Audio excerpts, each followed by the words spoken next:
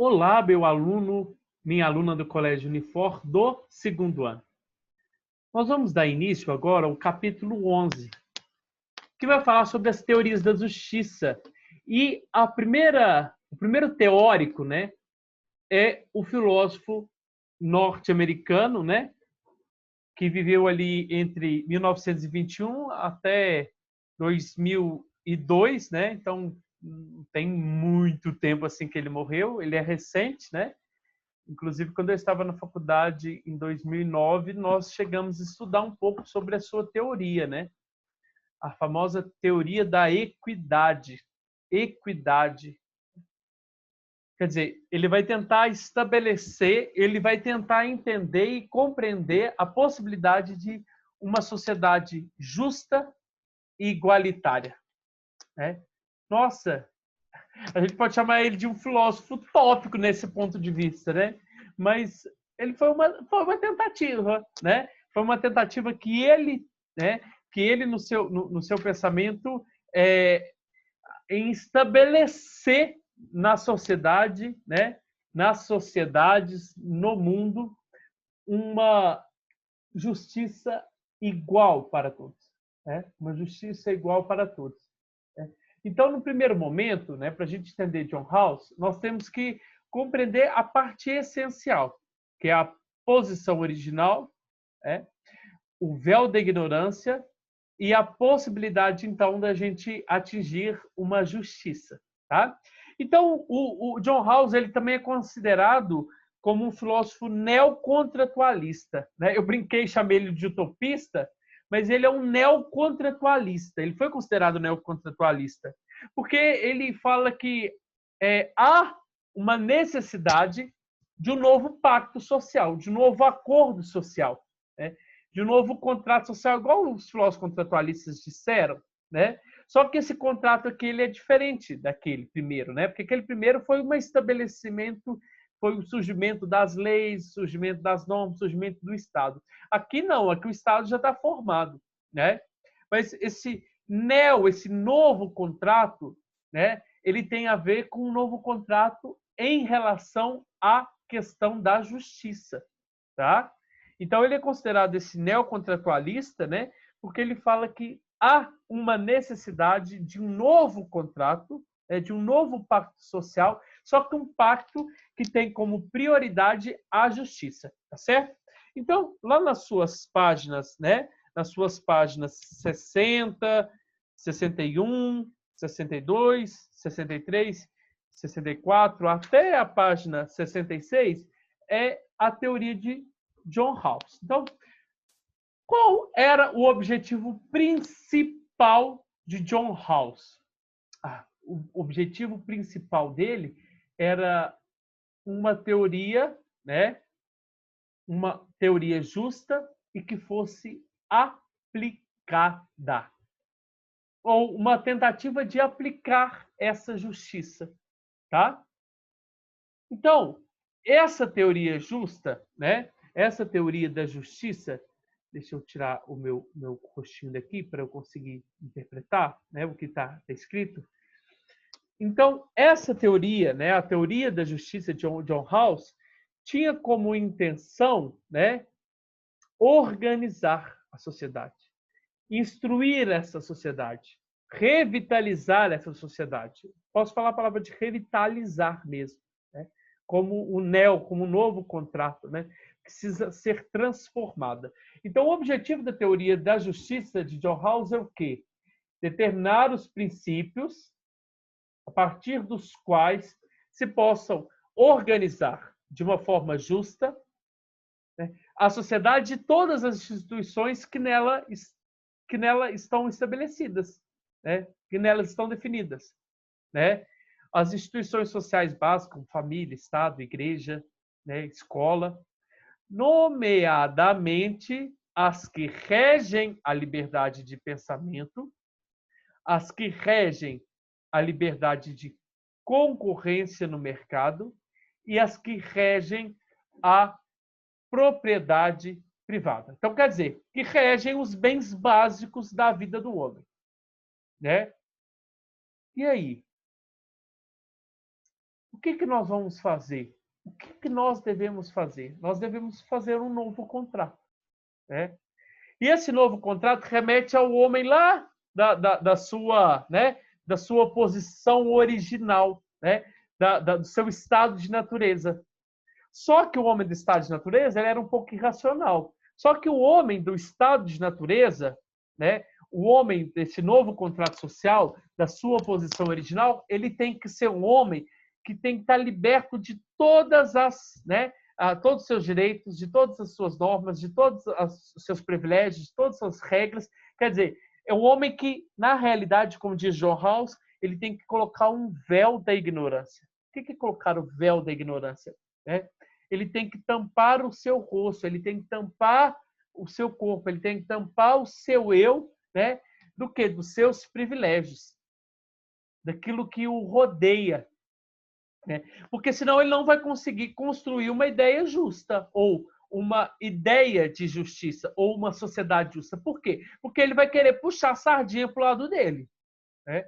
Ele vai querer uma justiça baseada naquilo que ele tem, ou naquilo que ele não tem, para favorecê-lo. Tá? Então, quando ele fala, né, uma necessidade de um novo contrato, voltar um homem, né, voltar um homem, mas esse homem aqui é um homem racional, um homem livre, né, livre dessas instituições, né, que o normeia, que o normatiza, que faz ele se prender mais às normas e às regras, né? Um homem totalmente racional, né? Porque ele tem que saber julgar o que é certo e o que é errado. Só que é como, né, a Deus é justiça, é julgar com a venda nos olhos, né? Ele tem que julgar de uma forma imparcial, né?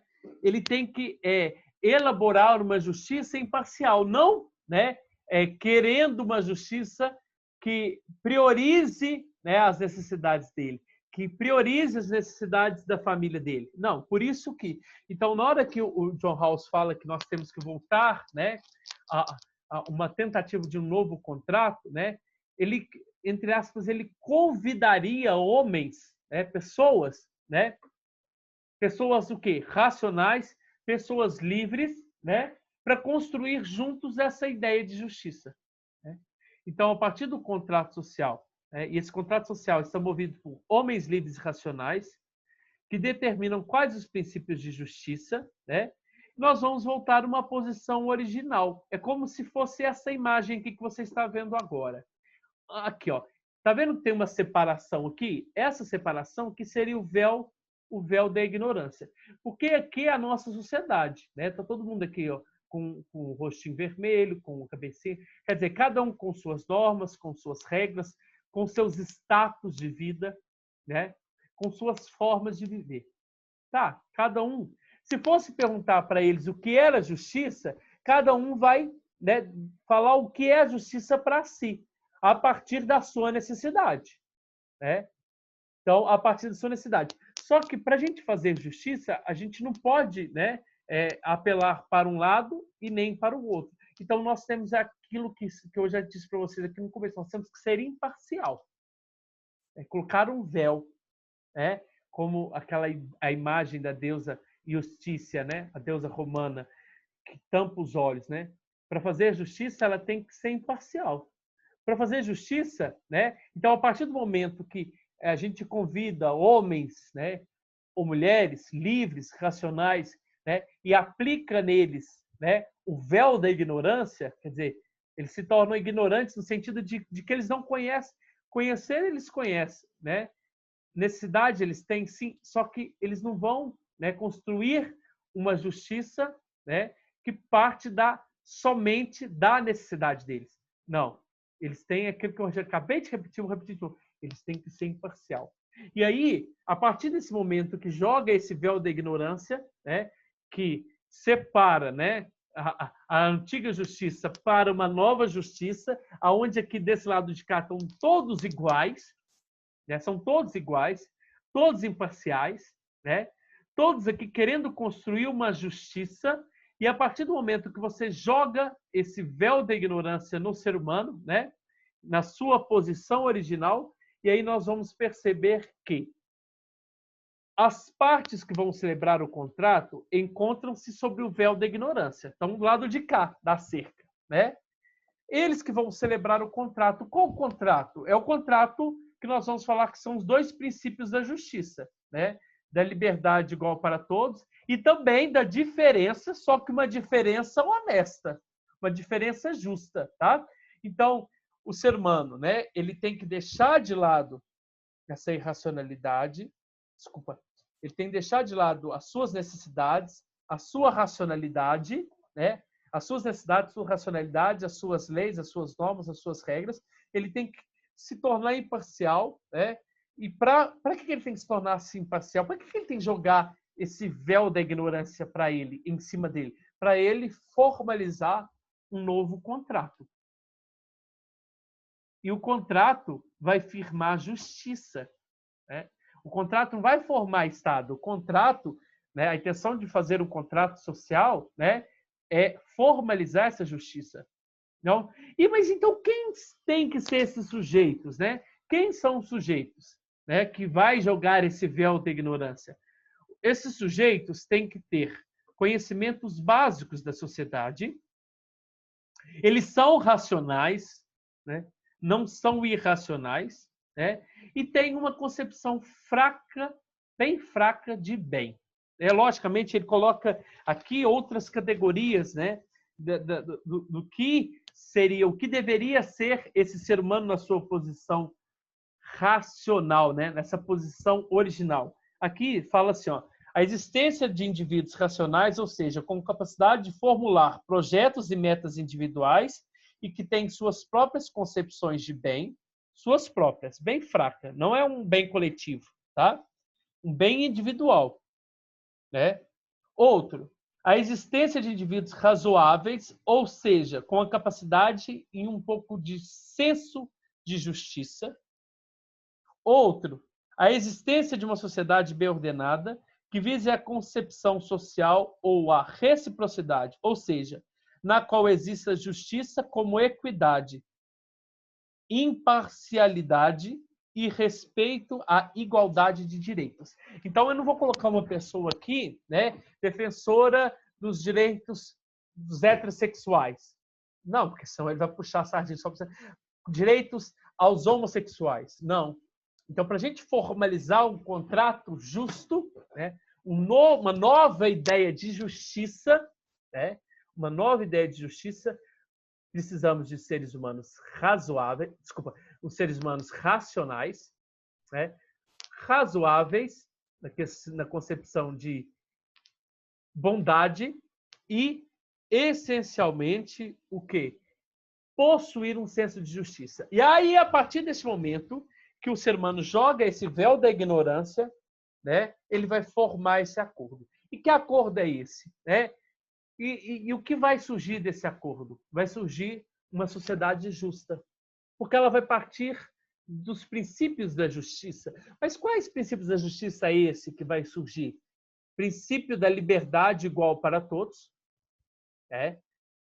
Liberdade igual para todos, e também o princípio da diferença, né? Lógico que na sociedade vai existir as diferenças, só que uma diferença, né, na qual oportunaliza,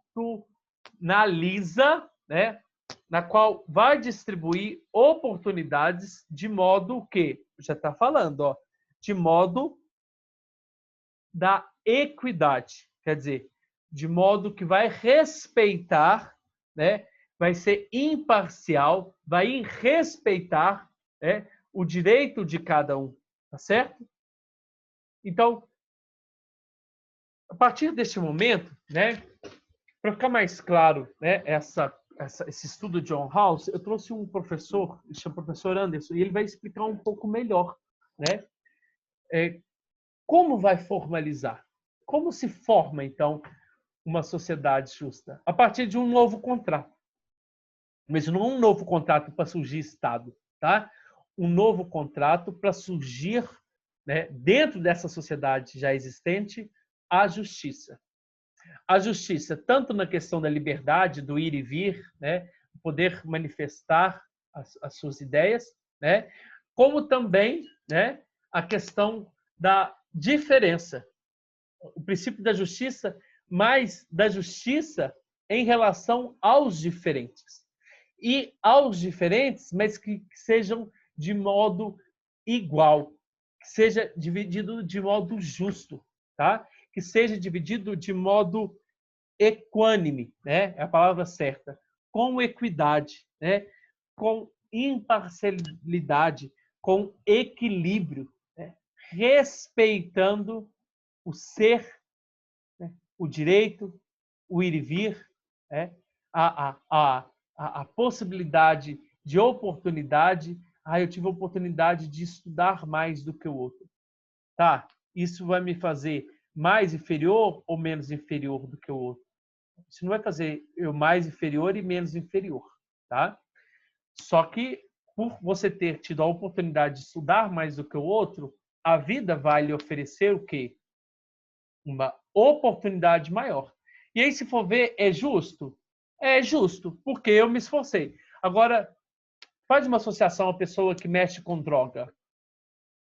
É justo? É justo ela ter bens, privilégios iguais eu que estudei e ele tá tentando ganhar uma vida fácil? Não, isso é injusto, tá? Então, vamos entender um pouco o que esse professor vai querer explicar para nós. E aí, galera, tudo bacana? Nesse vídeo nós vamos falar do filósofo americano John Rawls, que foi professor da Universidade de Harvard e é um dos grandes nomes da filosofia política da nossa época. Só que o cara já morreu aí em 2002. Bom, o pensamento do John Rawls, ele está centrado, o principal objetivo do pensamento dele é em fundamentar uma sociedade livre e justa. E para a gente fundamentar, para a gente criar uma sociedade justa, nós vamos ter que saber como distribuir os bens e direitos. E a gente distribui justamente bens e direitos através de regras e princípios justos. Só que o problema está aí. Como construir, como formular regras e princípios justos que permitam distribuir justamente bens e direitos para nós construirmos uma sociedade justa. Eu vou perguntar lá para o cara que já está participando da sociedade, eu vou perguntar para um rico ou para um pobre, como é que a gente vai fazer isso daqui? O John Rawls vai dizer e Não, aí, tá vendo? Você não pode perguntar nem para o rico nem para o pobre, porque o pobre vai falar que o Estado tem que intervir e tem que dar oportunidade para ele. E o rico não, o rico vai falar assim, não, o Estado, né, Estado que se exploda, né? Eu já tenho o meu bem aqui, eu já tenho, né, que o pobre que se exploda. E o pobre vai, não, o Estado tem que intervir, tem que ajudar, tem que colaborar, né? Se for ver nesse viés, então, para você ver. Então, como nós vamos aplicar os bens e os direitos numa sociedade, né? E perguntar qual é os bens e os direitos que você pobre quer, quais os bens e os direitos que você rico quer. Cada um vai ser diferente. Então, por isso que é a necessidade de jogar o véu da ignorância, para igualar essas pessoas. Né? Igualando essas pessoas, né? Colocando elas num grau de ignorância, né? Ignorância referente àquilo que elas têm, daquilo que elas já possuem, elas vão conseguir, então, formalizar, porque elas não vão saber se elas são do sexo masculino ou do sexo feminino, se elas são ricas ou se elas são pobres, se elas nasceram em berço de ouro ou se elas nasceram numa manjedoura. Ele não vai saber. Eles não vão saber. Então, a partir do momento que você jogaria o véu da ignorância, eles não vão saber nem quem são eles. Mas eles são seres racionais que necessitam de bens materiais, bens econômicos, né, de se sustentar. Então, né, eles pensariam de maneira igual. Se for ver nessa hora que jogasse o véu da ignorância no pobre e no rico, né, e eles se tornassem ignorantes em relação àquilo que eles têm, eles iam se tornar iguais. Iguais. Eles iam buscar os mesmos, eles iam querer os mesmos direitos e os mesmos deveres. E aí que nós íamos conseguir formar uma sociedade justa, igual, igualitária, com equidade, né, para todos. Deixa eu continuar aqui, deixa o professor falar. a gente tem que concordar com ele que cada um vai puxar aí a sardinha para o seu lado. Cada um vai querer favorecer seus próprios interesses. Se eu for perguntar para um rico se o Estado tem que garantir o bem-estar, educação de qualidade, tem que garantir saúde gratuita, de qualidade para todo mundo, muito provavelmente ele vai dizer que não, que cada um aqui tem que correr atrás disso. Já se eu for perguntar para o pobre, ele vai dizer sim, o Estado tem que fazer isso, se não tiver dinheiro, tributa lá os bilionários e os ricos, porque eles não precisam de todo aquele dinheiro que eles têm. Então o John Rawls, ele parte da seguinte premissa: bom, nós vamos então fazer um novo contrato social. Só que, pessoal, aqui não é nos moldes do contrato social lá dos contratualistas clássicos. Se você não sabe aí o que os contratualistas clássicos disseram e não sabe nem quem são os contratualistas clássicos, assiste esse vídeo aqui. Vou pular aqui que ele vai falar, ele está fazendo propaganda. E ó, clica aqui, se você tiver esse vídeo pelo seu celular, eles não precisam de todo o computador. Bom, feito isso, vamos voltar para cá. Ele não vai... Tá vendo? Então, para a gente ter uma sociedade justa e igual, para distribuir os bens e valores, os bens, os valores, os direitos, nós necessitamos de um novo contrato. E firmando esse novo contrato, o contrato é formalizar neste contrato, é como se eu aqui, você aí, né, me ouvindo, nós íamos assinar um contrato de justiça, e nós vamos seguir tudo isso. Mas por que nós vamos seguir? Porque eu e você nos tornamos iguais, não tem diferença mais social, não tem diferença de gênero, não tem diferença de valores, não tem diferença nenhuma, porque nós somos iguais. Deixa eu deixar o professor aqui, senão eu empolgo demais. Ele não vai querer formular um contrato social aos moldes aí do pessoal, dos contratualistas clássicos. Ele vai fazer um pouco diferente. O que ele vai dizer? Não dá para eu tirar, não dá para eu formular regras imparciais e justas aqui das pessoas que já estão participando, que já fazem parte da sociedade. Então, eu vou abstrair essas pessoas, eu vou tirar essas pessoas de suas posições sociais para uma posição originária, para uma posição original, onde ele vai estar coberto por um véu de ignorância. É como se eu pegasse vocês, que são diferentes, e voltasse a vocês lá no estado de natureza, na qual os seres humanos eram todos iguais, livres, racionais, só que eles não sabiam usar da sua racionalidade. Então, John Rawls, ele meio que volta essa intenção do estado de natureza. Vamos pegar esse povo diferente, esse povo, né, cada um com direitos diferentes, vamos igualar todo mundo. Vamos voltar ao estado, né, a posição originária, ao estado de natureza, né? E aí, mas como que vai voltar o povo no estado de natureza, sendo que eles já sabem o que é certo e o que é errado, né? Já se tornaram mais racionais, já abriram os olhos, né? Já abriram os olhos, né? Já saíram da caverna, né? Aí ele fala, vamos jogar então esse véu da ignorância aí, né? Para a gente se tornar imparcial. Quer dizer, se tornar igual. Ele não vai saber, nessa posição originária, quem ele é dentro da sociedade. Ele não vai saber se ele é rico, se ele é pobre, se ele é gordo, se ele é magro, se ele é alto, se ele é baixo, se ele é mulher, se ele é homem, se ele é menino, adolescente, velho, se ele é preto, amarelo, branco, asiático, europeu, nordestino, se ele é piauiense, ele não vai saber de nada. Porque se ele souber de alguma coisa, se ele souber, eu sou rico, então ele vai puxar a sardinha para o lado dele. Ele, não sabendo de nada, ele vai ser imparcial e vai poder formular regras imparciais, justas e universais que sirvam a todo mundo. E o John Rawls vai dizer que a pessoa, o indivíduo, nessa posição originária, sob o véu da ignorância, ele vai formular dois princípios muito importantes e básicos para a construção dessa sociedade. Tá vendo? Então, a gente está no nosso estado de natureza, estamos sob o véu da ignorância, nos tornamos imparciais e, ao mesmo tempo, a partir do momento que nos tornamos imparciais, nós vamos formular dois princípios. É como se depois que a gente formulasse esses dois princípios, todo mundo viesse aqui e assinasse que aceitaria esses dois princípios aí. E aí a gente formaria uma sociedade mais justa, né? Com equidade. Né? Sociedade justa com equidade. Sociedade. O primeiro deles é que todos devem ter a mesma liberdade e devem ter essas liberdades sendo usufruídas ao máximo.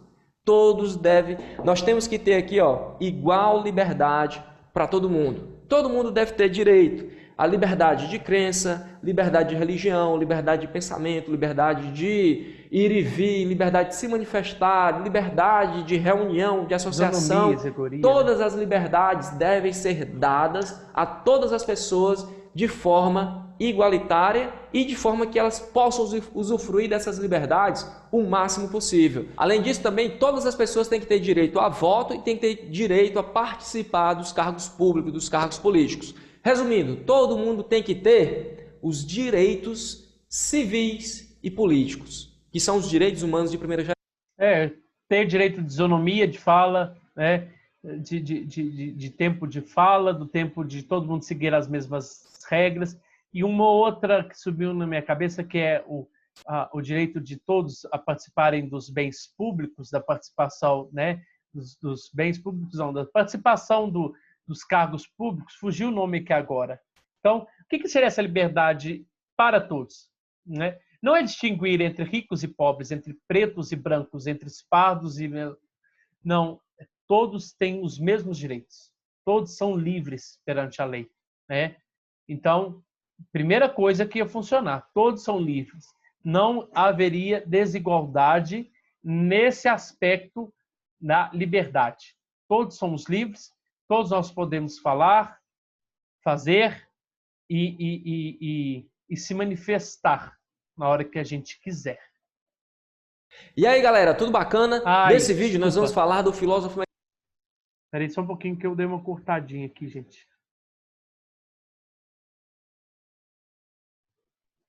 Liberdade de reunião, de associação, todas as liberdades devem ser dadas a todas as pessoas de forma igualitária e de forma que elas possam usufruir dessas liberdades o máximo possível. Além disso, também todas as pessoas têm que ter direito a voto e têm que ter direito a participar dos cargos públicos, dos cargos políticos. Resumindo, todo mundo tem que ter os direitos civis e políticos, que são os direitos humanos de primeira geração. Essa primeira regra do John Rawls, essa primeira regra de justiça do John Rawls, ela está fazendo referência aos direitos humanos de primeira geração, que são os direitos civis e políticos. Já a segunda regra, ele vai afirmar que as desigualdades econômicas, elas são legítimas, elas são justas. Poxa, Anderson, o cara está tentando fundamentar uma sociedade justa, igualitária, dizendo que existem desigualdades econômicas, desigualdades sociais. Sim,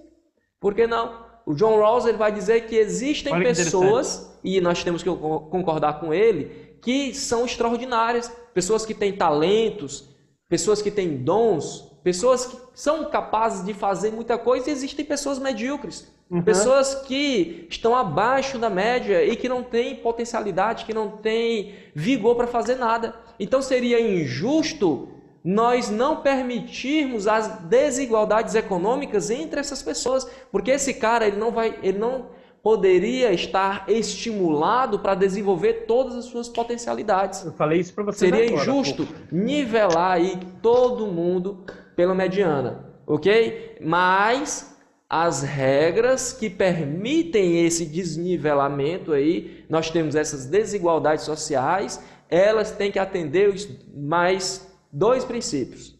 O princípio da diferença.